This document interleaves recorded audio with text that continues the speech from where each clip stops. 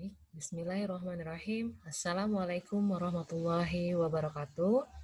Halo, apa kabarnya anak-anakku kelas 9 Ikhwan maupun Akhwat? Alhamdulillahirrahmanirrahim.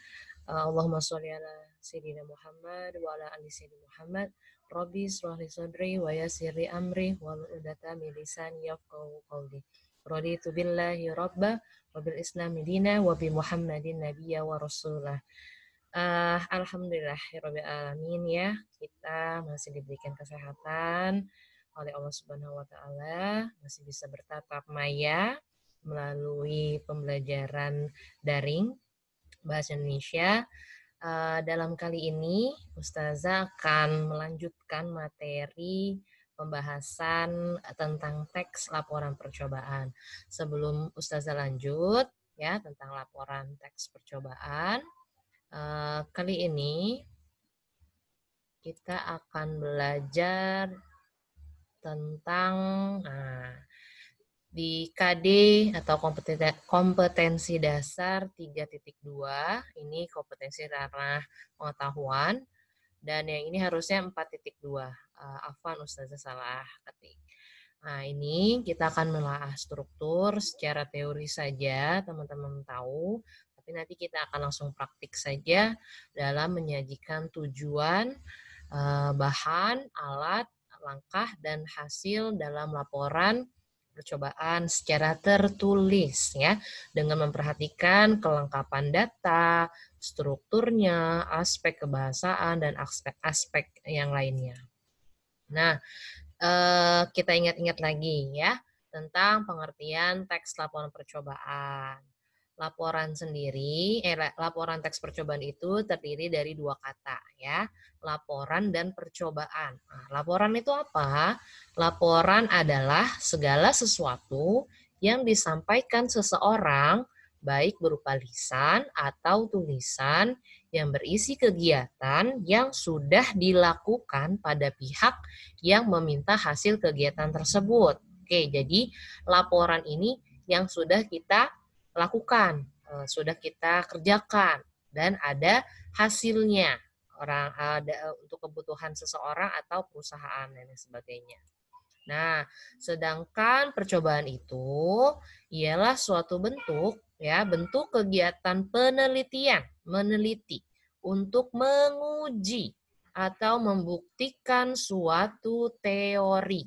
Jadi, jika digabungkan, teks laporan percobaan ialah bentuk teks atau tertulis yang berfungsi untuk menyampaikan hasil kegiatan percobaan yang tujuannya adalah menguji atau membuktikan sebuah teori. Nah, teman-teman harus tahu juga sebuah percobaan bukan hanya di dalam pelajaran IPA saja ya, tapi ada juga eksperimen atau percobaan sosial, bentuk lainnya. Tapi yang lebih mudah kita amati objeknya secara nyata, hasilnya juga valid, datanya langsung, objektif, apa adanya, itu melalui percobaan penelitian IPA, misalnya, atau ilmu sains, ilmu pasti. Kalau sedangkan ilmu sosial seperti bahasa, kemudian sejarah, sikap, itu biasanya psikologi, itu yang belum pasti ya, ibarat kata masih bisa berubah dan sebagainya. Nah, itu butuh waktu yang cukup lama.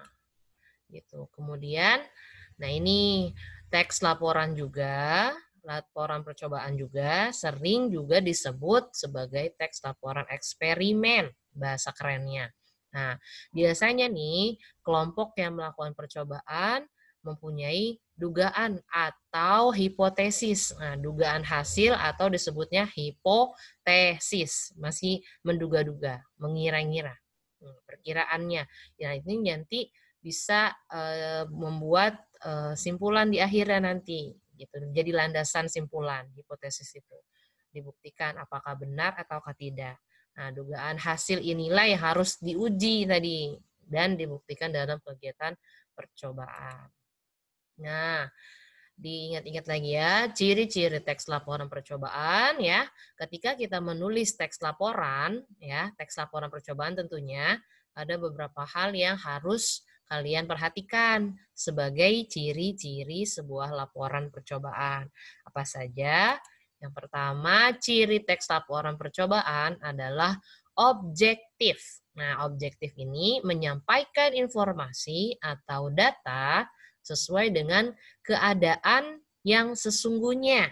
Apabila hasil tidak sesuai dengan hipotesis atau dugaan awal tadi, ya, yang disampaikan apa adanya sesuai hasil percobaan yang dilakukan, misalnya kamu sedang menguji perbandingan vitamin C pada buah jeruk dan stroberi. Kamu menduga membuat hipotesis buah jeruk punya vitamin C lebih tinggi daripada stroberi. Ini yang disebut dengan hipotesis atau dugaan sementara.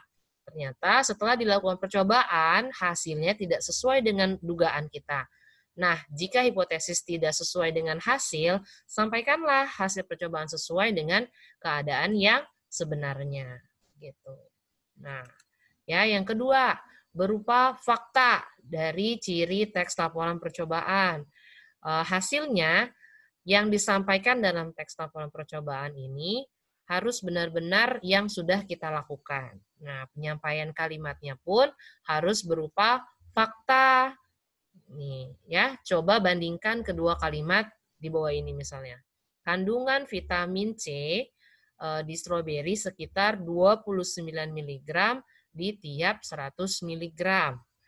Yang kedua, terkandung 54 mg vitamin C dalam setiap 100 mg jeruk. Nah, kalimat satu bukanlah fakta karena informasinya belum pasti dan terkesan masih berupa dugaan karena penggunaan kata sekitar. Nah, sekitar 29 mg. Tapi sedangkan kalimat kedua itu merupakan kalimat fakta karena menyampaikan informasi secara pasti dan bisa dibuktikan ya bahwa sudah terkandung 54 mg vitamin C dalam setiap 100 mg jeruk. Ini disebut dengan fakta. Jadi, ciri yang kedua dari teks laporan percobaan adalah berupa fakta, bukan dugaan lagi. Nah, yang ketiga adalah lengkap. Kalian harus menyampaikan semua informasi dalam teks laporan percobaan, ya. Tidak boleh dipotong-potong. Tidak boleh setengah-setengah, dilebih-lebihkan juga tidak boleh. Tulis selengkap-lengkapnya supaya siapa? Pembaca bisa mengerti laporan secara utuh dan bisa bermanfaat. Itu ciri-cirinya 3. Jadi tadi ada apa saja? Objektif, ada fakta, ada lengkap. Nah, selanjutnya strukturnya. Nah, ini struktur teks laporan percobaan. Teks laporan percobaan dilakukan untuk mencoba kegiatan baru ya yang belum pernah dilakukan orang lain atau belum pernah dibuktikan kebenarannya dari suatu teori dan ilmu yang telah ada. Nah, kalian kalau mau melakukan suatu percobaan dapat menggunakan struktur di bawah ini nih. Nah, ingat lagi di pertemuan sebelumnya kita sudah pernah bahas tentang struktur teks laporan percobaan. Ada judul, ada tujuan, alat dan bahan, langkah-langkah atau sistematika, hasilnya, dan simpulan. Nah, ciri kebahasaannya bagaimana? Cirinya menggunakan kaidah bahasa Indonesia yang baku. Tentunya kedua menggunakan kalimat simpleks dan kalimat kompleks. Yang ketiga menggunakan konjungsi atau kata sambung. Yang keempat menggunakan istilah teknis, banyak istilah-istilah di bidang tertentu misalnya ya. Yang kelima menggunakan kata bilangan atau numeralia. Nah, banyak, tadi misalkan 24 mg, yang pertama, dan sebagainya. Nah, kemudian yang terakhir ada memperhatikan kata depan dan imbuhan awalan atau prefix. Gitu. Nah, ini nanti dalam menyajikan sebuah teks laporan percobaan harus memperhatikan langkah-langkahnya. Membuat teks laporan percobaan, yang pertama harus membuat judul ya. Setelah membuat judul, menyusun kalimat pembuka. Yang ketiga, menyusun isi laporan. Yang keempat, menyusun kalimat penutup. Yang kelima, merangkai dan meninjau kembali. Kemudian menyunting atau mengedit tulisan teks laporan percobaan yang sudah kita buat. Ya. Nah, di sini ada contoh, bukan rekaman ya. Nanti kalian akan menyaksikan contoh rekaman percobaan, dan kalian nanti bisa menyusunnya dalam sebuah teks laporan percobaan tertulis. Nah, ini contoh lainnya secara tertulis. Nah, teks laporan percobaan tentang membuat telur asin. Nah, tadi strukturnya. Ya, ini kan judul. Teks laporan percobaan membuat telur asin. Kemudian ada tujuan, struktur yang keduanya. Nah, di sini bisa disebut juga bagian pendahuluan atau pembukanya. Telur asin adalah telur yang dibuat dari bebek, dari telur bebek maksudnya ya, yang sudah melalui proses pengasinan lebih dahulu. Telur asin mengandung banyak vitamin dan gizi, sehingga mengonsumsi telur asin bisa bermanfaat bagi tubuh kita. Telur asin bisa dibuat dengan cara tradisional dan sangat mudah karena alat dan bahannya mudah didapatkan. Nah, ini bagian pembukanya. Kemudian ada alat dan bahan yang dibutuhkan dalam membuat telur asin adalah telur bebek, abu gosok, tanah liat, garam, dan amplas. Nah, kemudian di struktur sebuah laporan teks percobaan itu ada langkah-langkahnya. Nah, langkah-langkahnya apa? Yang pertama, nah ini bagian kaidah numeralia. Cuci telur bebek hingga bersih. Kemudian amplas kulit telur sampai tipis. Yang kedua, campurkan abu gosok, tanah liat, dan garam hingga merata. Kemudian, lapisi telur yang sudah diamplas menggunakan bahan campuran tadi. Dan diamkan telur pada suhu ruang hingga 20 hari atau 3 minggu. Nah, kemudian struktur yang lainnya adalah hasil percobaannya. Telur bebek yang dibuat melalui proses pengasinan seperti di atas menghasilkan telur asin yang sempurna dan lezat. Telur asin ini sangat cocok dikonsumsi bersama nasi putih. Nah, telur asin ini membuat varian konsumsi telur bebek jadi lebih banyak dan tidak begitu amis. Nah, simpulannya apa dari hasil percobaan membuat telur asin? Nah, ini bagian penutupnya. Pembuatan telur asin di atas menghasilkan kandungan gizi yang cukup lengkap dan cocok dikonsumsi oleh segala usia. Namun, bagi penderita darah tinggi, tidak disarankan mengonsumsi telur asin karena kandungan garamnya yang sangat tinggi. Meskipun kandungan gizinya lengkap, tetapi telur asin tidak dianjurkan dikonsumsi dalam jumlah banyak.